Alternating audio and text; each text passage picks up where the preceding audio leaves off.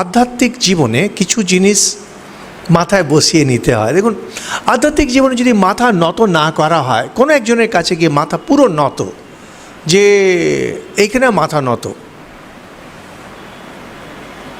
এই যে দেখুন নরেন ঠাকুরের কাছে মাথা নত করেছেন, অনেক সময় নরেনকে গালাগাল দিচ্ছেন ঠাকুর, নরেন আবার আসছেন, নরেন দিকে তাকাচ্ছেন না ঠাকুর, নরেন আবার আসছেন। এটা হলো মাথা নত হওয়া মানে তাই। ঠাকুরই খুব সুন্দর উপমা দিচ্ছেন, যার চাকরির দরকার, দেখে জায়গা খালি নেই, পরের দিনকে আবার জিজ্ঞেস করছে আজকে কি ফাঁকা হয়েছে, পরের দিন আবার যাচ্ছে।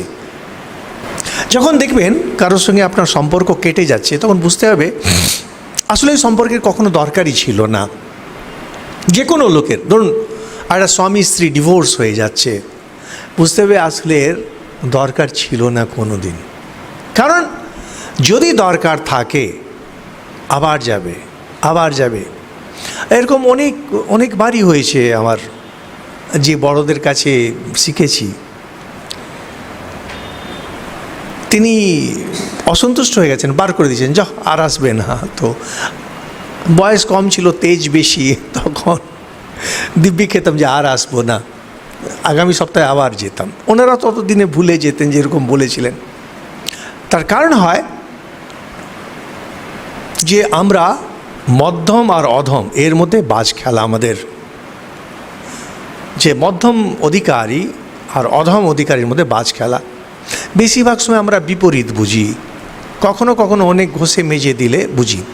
তো সেই জন্যে হয় কি, এই যখন একবার জানা হয়ে গেল সমস্যা আমার এই, তখন গিয়ে মাথা নত করতে হয়।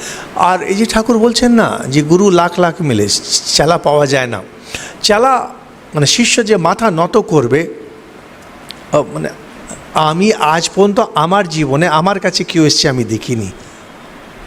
ও যারাই আসে সব আগেই গুরু হয়েই আসে, সব 5 জায়গায় এখন সব বই টই ইন্টারনেট হয়ে 50টা জিনিস শিখে আসছে। যখন আসে হয় একটু ভেরিফাই করতে আসবে, দেখি এ ভদ্রলোক কিছু জানে কি জানে না, আর না হলে ওই আর কি, ফলে কি হয়, শেখে না।